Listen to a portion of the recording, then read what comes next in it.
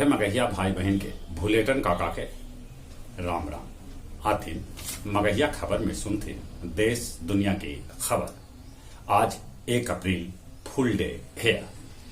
कल निकलल मैट्रिक परीक्षा के रिजल्ट। रामायणी राय 487 अंक लाके बनलन टॉपर। उ पटेल हाई स्कूल दाऊद नगर के छात्रा हलन 486 अंक लाके। दोसरका स्थान पर शानिया कुमारी रहलन जे प्रोजेक्ट गर्ल्स हाई स्कूल नवादा के छात्रा हत। केंद्र के बड़गड़ फैसला असम, मणिपुर और नागालैंड के कुछ इलाका से हटावल गये।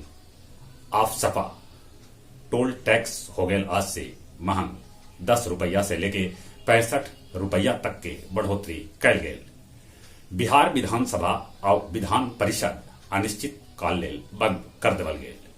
देश देशांतर मगहिया दलान के 58वां ऑनलाइन कार्यक्रम में चैती गीत पर आधारित कवि गोष्ठी के आयोजित कैल गये, जकर अध्यक्षता मिथिलेश जी और संचालन कृष्ण कुमार भट्टा कैल का। गुज्जर नेता कर्नल किरोड़ी सिंह वैश्ला के हो गये निधन। सुल्तानगंज में महिला मुखिया अनीता देवी के हत्या कर देवल गये। रूस यूक्रेन के बीच लड़ाई के आज 37वां दिन है। शांति वार्ता के बीच रूस यूक्रेन पर हमला जारी रखल।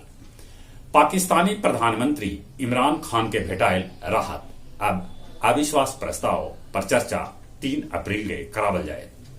प्लूटो पर भेटायल बर्फ के बड़गर ज्वालामुखी। मैट्रिक परीक्षा के टॉप 10 में गया जिला के 3 गो छात्र रणधीर, चंदन और रंजन शामिल हत। मानपुर के बुधगेरे बाजार में चलल धार्मिक स्थल पर बुलडोजर। ई जगह रोड में आ रहल हल। लोग कैलन रोडेबाजी, कुछ लोग होलन घायल। गया जंक्शन पर तीसरका ओवरब्रिज आम आदमी लेल चालू कर देवल गेल। और अब कुछ खेल के समाचार।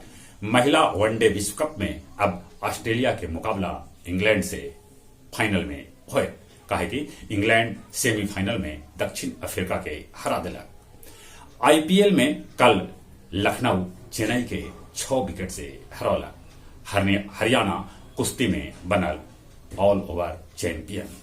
जहां तक मौसम के सवाल है, गर्मी तो बढ़ रहा है, बाकी इन्हें हवा चले से ठंडा है। तैयो गर्मी से बचते, कोरोना से बचे लेल मुंह होना पर मास्क लगाते, सोशल डिस्टेंसिंग के पालन करते।